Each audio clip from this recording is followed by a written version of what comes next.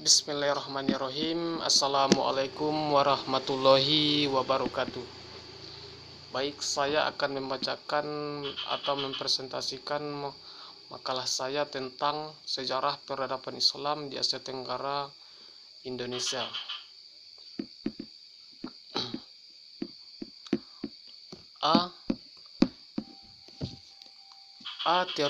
Teori masuknya Islam di Asia Tenggara. Sejak abad pertama, kawasan Laut Asia Tenggara khususnya Selat Malaka sudah mempunyai kedudukan yang sangat penting dalam kegiatan pelayaran dan perdagangan internasional yang dapat menghubungkan negeri-negeri di Asia Timur jauh, Asia Tenggara di Asia Barat. Perkembangan pelayaran dan perdagangan internasional yang terbentang jauh dari Teluk Persia sampai Cina melalui Selat Maluku itu kelihatan sejalan pula dengan munculnya dan berkembangnya kekuasaan besar, yaitu Cina di bawah dinasti Tang, kerajaan Sriwijaya dan dinasti Umayyah.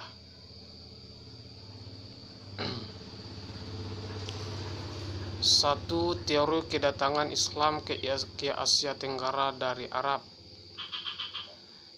dikemukakan oleh John Crawford. Menurutnya Islam datang dari Arab melalui pedagang. Buktinya, catatan Cina mengatakan orang Arab dan Persia telah mempunyai pusat perniagaan dan Canton sejak tahun 300 Masehi. 2. Teori kedatangan Islam ke Asia Tenggara dari India dan atau Gujarat dikemukakan oleh Hurgronje. Menurutnya Islam datang dari Gujarat atau India dan pantai Coromandel di semenanjung India. Hubungan dagang Asia Tenggara dengan India telah terwujud sejak lama. Hal ini memberikan peluang bagi pedagang Islam India untuk menyebarkan Islam. B. Cara-cara datang dan berkembangnya Islam di Asia Tenggara. Menurut Uka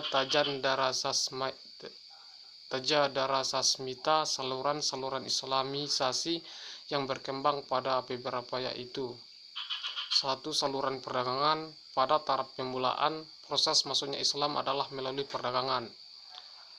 2. Saluran perkawinan. Dari sudut ekonomi, para pedagang Muslim memiliki status sosial yang lebih baik daripada kebanyakan pribumi, sehingga penduduk pribumi terutama putri-putri bangsawan tertarik untuk menjadi istri saudagar-saudagar itu. 3. Saluran tasawuf. Pengajar-pengajar tasawuf atau para sufi mengajarkan teosofi yang bercampur dengan jaran yang sudah dikenal luas oleh masyarakat Indonesia. 4. Saluran pendidikan. Islamisasi juga melakukan pendidikan baik pesantren maupun pondok yang diselenggarakan oleh guru-guru agama, kiai-kiai dan ulama.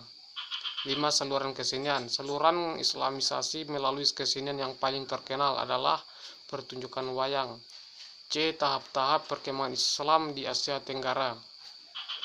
1. Kehadiran para pedagang Muslim 7-12 Masehi. Fase ini diyakini sebagai fase permulaan dari proses sosialisasi Islam di kawasan Asia Tenggara yang dimulai dengan kontak sosial budaya antara pendatang Muslim dengan penduduk setempat. 2. Terbentuknya kerajaan Islam 13-16 Masehi. Pada fase kedua ini Islam masih semakin tersosialisasi dalam masyarakat Nusantara dengan mulai terbentuknya pusat kekuasaan Islam. 3. Perlembagaan Islam. Pada fase ini sosialisasi Islam semakin tak terbendung lagi masuk ke pusat-pusat kekuasaan, merembes terus sampai ke hampir seluruh wilayah. D. Masuknya Islam ke Indonesia. Islam di Indonesia merupakan salah satu dari 7 cabang peradaban Islam di dunia setelah peradaban Islam. Islam Persia, Islam Turki, Islam Afrika Hitam, Islam anak benua India, dan Islam Cina. Peradaban Islam Arab Melayu memiliki ciri-ciri universal menyebabkan peradabannya sangat khas, yaitu tetap mempertahankan integralitasnya, tetapi tetap juga unsur-unsur yang khas kawasannya.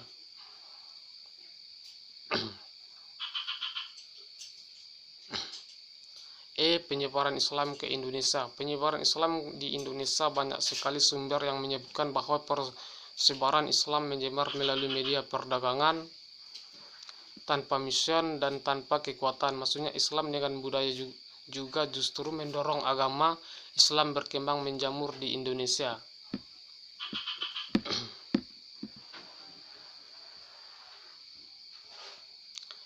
Bentuk-bentuk peradaban Islam di Indonesia. Adapun bentuk-bentuk peradaban Islam di Indonesia antara lain pesantren, organisasi Islam, dan ekonomi.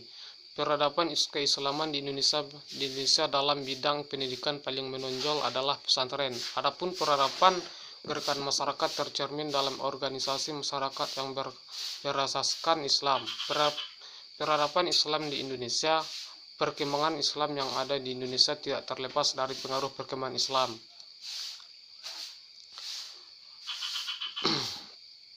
Satu, pesantren. Peradaban pendidikan Islam Indonesia. Pesantren adalah salah satu sistem pendidikan Islam yang ada di Indonesia dengan ciri yang khas dan unik, juga dianggap sebagai sistem pendidikan paling tua di Indonesia. Dua, gerakan masyarakat Islam dan politik. Gerakan yang lahir di Timur Tengah itu telah memberikan pengaruh besar kepada gerakan kebangkitan Islam di Indonesia. 3, budaya dan adat istiadat. Bahasa Indonesia sebagai bahasa persatuan sangat banyak dipengaruhi oleh bahasa Arab. 4, ekonomi. Peradaban dalam bidang ekonomi juga tidak ketinggalan. Baik, itu saja presentasi makalahnya. Sekian.